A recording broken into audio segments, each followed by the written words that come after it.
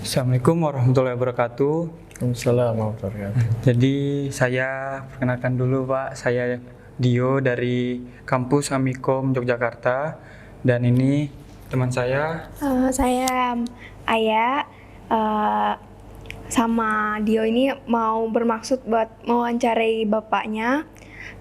Mungkin alangkah baiknya kita perkenalkan dulu ya Bapak dan sama yang sebelahnya. Ya. Mbak perkenalkan dulu nama Bapak. Ya. Dari Bapak siapa namanya? Nama saya Pak Baskoro Jati Prabowo. Saya di sini sebagai Direktur Produksi Kedaulatan Rakyat, Ya. PTBP Kedaulatan Rakyat. Nah, Bapak sebelah Bapak. Saya Widyo Suprayogi, Redaktur Pelaksana Surat Kabar Harian Kedaulatan Rakyat dan krjogja.com. Berarti panggilnya siapa Pak nama? Widyo. Panggilannya Pak Widyo. Iya. Kalau Pak Baskoro. Oh, Pak Persono. Ya. Jadi kami punya beberapa pertanyaan nih buat bapak-bapak berdua. Jadi mungkin bisa diceritakan sedikit awal mula atau sejarah awal berdirinya Koran Kedaulatan Rakyat dan KR ini ada di kota mana saja. Jadi mungkin cerita sedikit. Adik-adik dari Amikom, terima kasih atas kehadiran di Sama-sama, Pak. Kedaulatan Rakyat. Kedaulatan Rakyat adalah koran perjuangannya. Jadi didirikan di tahun 1945, 40 hari setelah kemerdekaan RI. Kemerdekaan RI tanggal 17 Agustus 1945, KR didirikan tanggal 27 September 1945.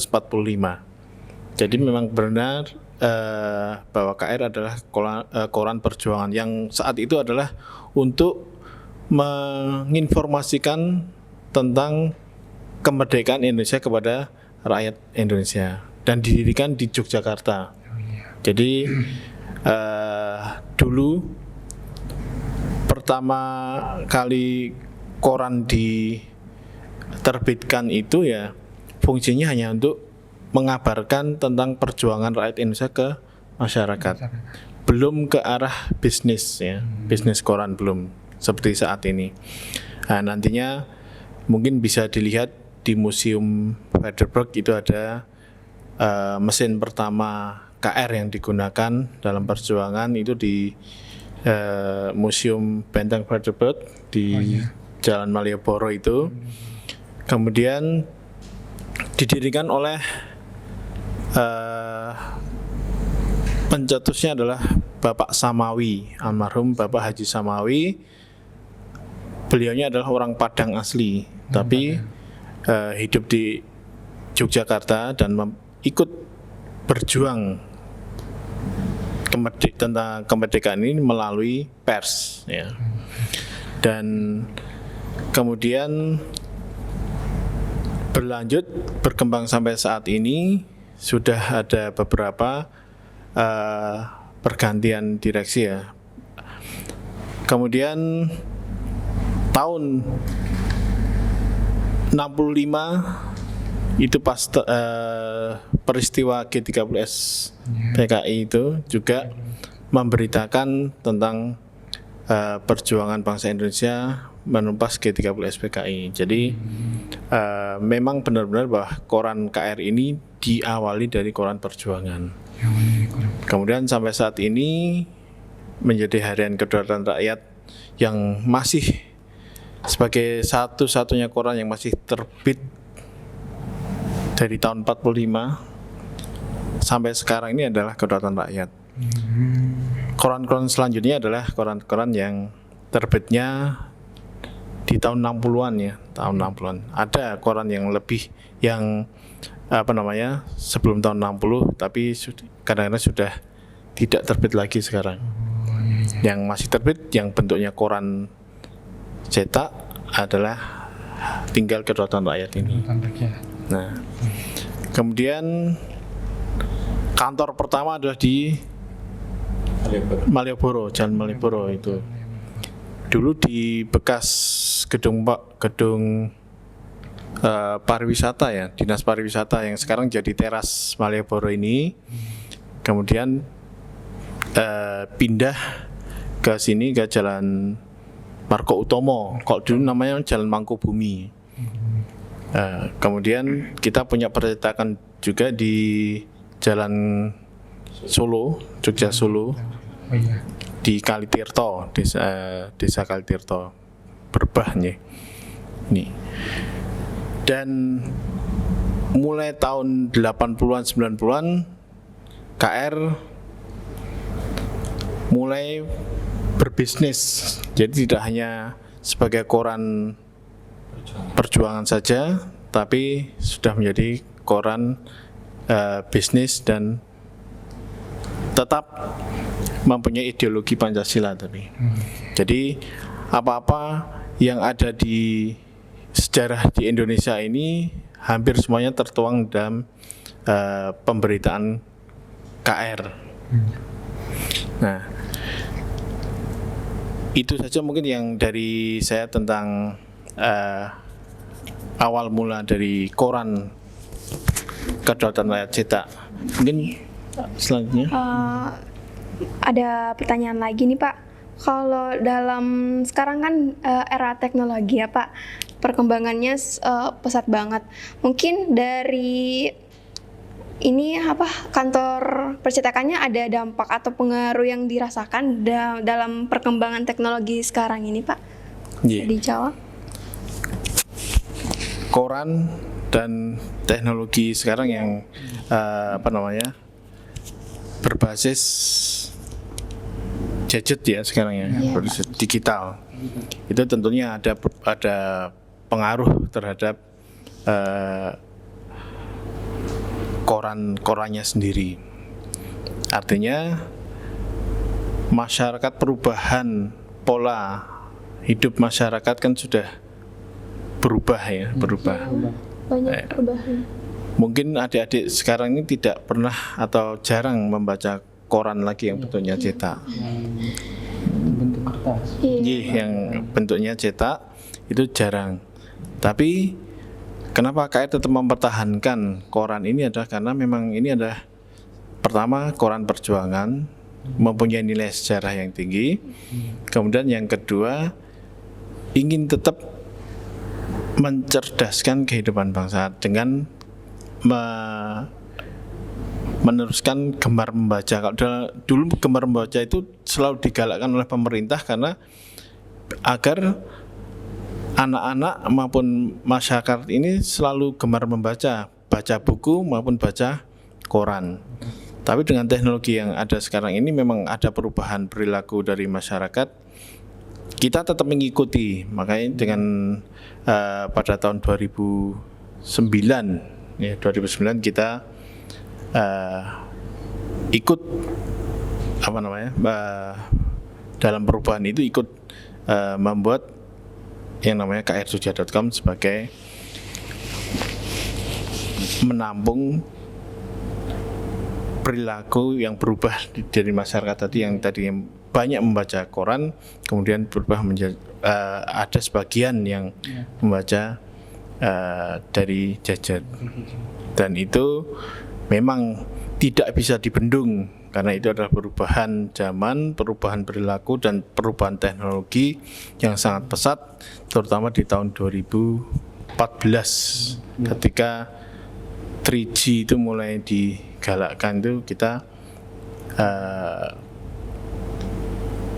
mulai mengembangkan juga teknologinya untuk mengikuti agar peralihan masyarakat membaca koran ke digital itu bisa terus dilakukan. Artinya pembaca yang tadi membaca koran KR bisa berubah menjadi koran menjadi digital, ke arah koran digital.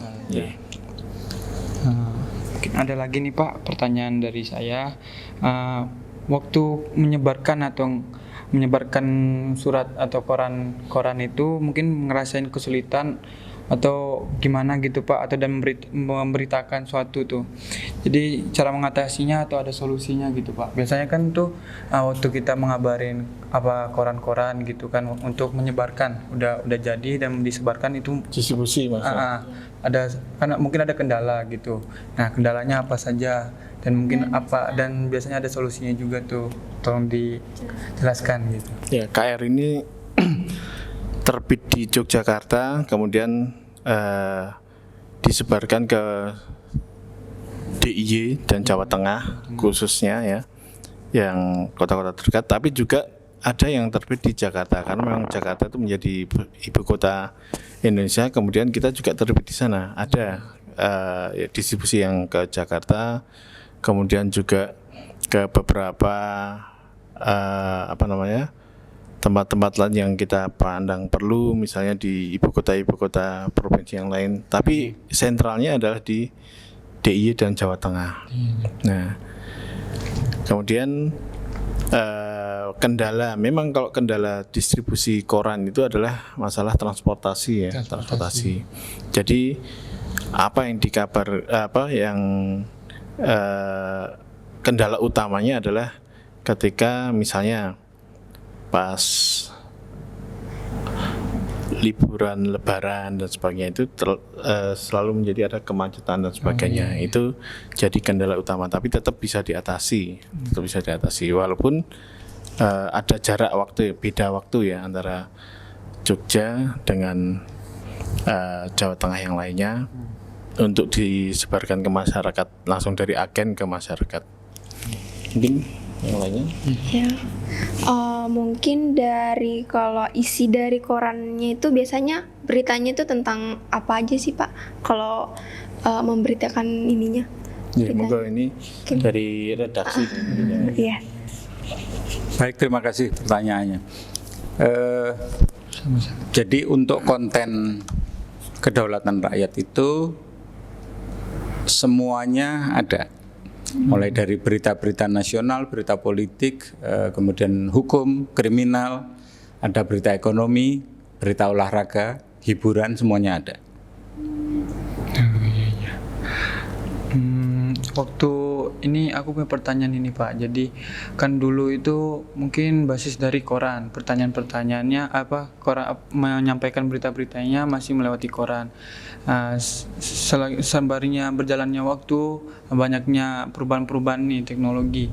Apa saja yang untuk disampaikan selain koran itu Pak? Oh, gitu. Teknologi. Jadi kebetulan KR Group ini punya media.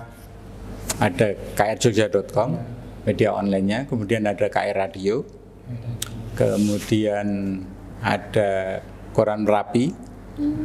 Jadi kita punya grup dengan segmen yang berbeda-beda. Jadi kalau koran itu lebih menyasar ke masyarakat menengah ke atas, kemudian untuk krjogja.com itu karena menyesuaikan zamannya lebih ke anak-anak muda. Dan radio juga seperti itu. Radio itu kita umum, radionya umum. Nah, khusus yang untuk hiburan dan selebriti itu ada namanya Koran Minggu Pagi. Jadi kita segmennya jelas, tetapi sebenarnya itu membaur jadi satu. Iya Pak. Dan mau pertanyaan lagi nih Pak, gimana sih caranya biar berita yang disampaikan ke masyarakat tuh tidak benar kepastiannya atau tidak tidak hoax gitu Pak? Oh gitu. Ini sebenarnya pelajaran 1 semester ini kalau saya bercerita tentang berita yang benar. Saya akan memulai dari perbedaan antara netizen dengan jurnalis. Netizen itu hanya mewartakan, kalau jurnalis itu punya kode etik. Bedanya itu. Jadi kalau netizen itu apa saja bisa diunggah, kalau jurnalis itu punya kode etik, dan satu yang tidak boleh dilupakan adalah verifikasi. Makanya media-media mainstream itu pasti terhindar dari hoax dan tidak akan bisa disamai oleh netizen. pandemi kemarin. Nah, ini ada pertanyaan soal pencapaian dari kedaulatan rakyat. Pencapaian apa aja yang belum tercapai dari kedaulatan rakyat? Mungkin dari kayak di sini nih pencapaian yang belum tercapai dari kedaulatan rakyat di era sekarang ini, kayak mungkin ada belum pernah dirasain sama mungkin mau memberitakan lewat program TV atau gimana gitu. pencapaian. Sebenarnya kita sudah punya semua platform untuk memberitakan, termasuk lewat TV juga sudah. Kita punya channel TV, Mas Hari ya, punya channel TV namanya KR TV, lewat YouTube. Terus kemudian medsosnya kita jalan semua, ada TikTok, ada Instagram, Twitter, Facebook. Jadi sebenarnya semua platform kita punya. Sudah lengkap, tapi kalau pencapaian itu subjektif banget. Kalau awal mulanya kedaulatan rakyat ini memiliki platform itu gimana Pak? Bisa dijelasin? Platform digital itu kami bangun tahun 2009 ketika itu sebenarnya lagi booming-boomingnya media cetak. Tahun 2009, 10, 11 sampai 12 itu booming media cetak, tapi sebenarnya kita sudah menyiapkan jauh-jauh hari untuk membuat media online, karena kita punya visi ke depan itu pasti akan ada perubahan ke arah digital. Itu kita sebenarnya sudah membaca tahun 2009. Jadi ketika bulan Juni 2009 kita sudah mulai membangun namanya krjogja.com. Ya. Ini pertanyaan terakhir mungkin ya Pak. Jadi dampak teknologi rasa dari dampak teknologi ini, kayak perubahan teknologi bagi kedaulatan rakyat itu gimana? Perasaan Bapak ketika teknologi ini udah berubah gitu. Jadi pendapat Bapak. Saya kebetulan jadi jurnalis itu sudah melewati beberapa presiden dari Pak Harto sampai sekarang. Dan asik tuh jadi pelaku dunia media itu asik, karena harus selalu mengupdate diri, harus selalu berubah mengikuti teknologi yang ada. Kayak sekarang media digital itu tidak sekedar cepet-cepetan merilis berita, tetapi harus mengikuti berita apa yang disukai oleh masyarakat, supaya klik baitnya tinggi gitu. Karena itu yang menghasilkan. Jadi perubahan yang ada saat ini terus akan diikuti oleh KR, karena kalau kita tidak mengikuti ya selesai gitu. Indah. Berarti mungkin pertanyaan kami sampai sini aja Pak. Mungkin ada pesan buat kami, buat wawancara atau buat penonton-penonton nanti. Pesan dari Gini, adik-adik ini kan dari kampus Amikom, jurusannya ilmu komunikasi. Ya. Nah ini sungguh berharga bisa ketemu dengan jurnalis yang asli, yang jurnalis senior. Bisa ketemu dengan Bapak. Nanti bisa belajar sebenarnya kalau komunikasi, kemudian belajar, terutama ini adik-adik semua ini pengen belajar bagaimana menjadi seorang reporter. Kemudian juga menjadi, ada mungkin yang pengen jadi wartawan, ada mungkin yang menjadi di marketing digital marketing, ada yang broadcasting jadi artis bahkan ada. Nah ini memang harus dimulai dari awal-awal semester pertama semua tuh. Nah ini saya sungguh senang ya sudah memulai berani memulai untuk menjadi reporter, walaupun nanti kualitasnya bisa terus ditingkatkan. Ya. Pak. Jadi teruslah berlatih, kemudian berjuang, mungkin ketemu dengan orang-orang yang lebih senior dan sebagainya, kemudian mencari mengasuh apa namanya, belajar banyak ya, belajar banyak dari Dari beliau yang sudah pengalaman. senior, pengalaman. Jadi kedepannya mungkin komunikasi seperti apa, artinya ya dulu cetak, koran cetak, kemudian ada digital. Kedepannya seperti apa lagi kan kita nggak tahu. Oh iya, benar Pak. Perkembangan teknologi bisa sangat cepat, tapi semuanya harus kita yang harus bisa menyesuaikan diri. Termasuk dulu mungkin mata kuliah di ilmu komunikasi itu belum seperti saat ini ya. Benar. Tapi perkembangan mengikuti, akhirnya mata kuliah dirubah sesuai dengan perkembangan zaman. Nah, itu kan bisa mengikuti. Nah, pesan saya ya tetap semangat, Yap. kemudian tetap terus haus untuk belajar ya, belajar untuk tidak takut dengan perubahan-perubahan. Ya. Kemudian mungkin tugas di kampus semakin banyak juga, tidak seperti yang dulu. Kalau zaman dulu kampus itu santai karena banyak teorinya. Kalau sekarang mungkin lebih banyak praktek di lapangan dan sebagainya. Tetap itu jangan menjadikan patah semangat. Ya. Kemudian sukses untuk teman-teman semuanya, adik-adik semuanya. Gitu. Oke, baik. Mungkin itu wawancara kami dengan koran Kedaulatan Rakyat ini. Untuk bapak-bapaknya terima kasih untuk waktunya, dan semuanya terima kasih.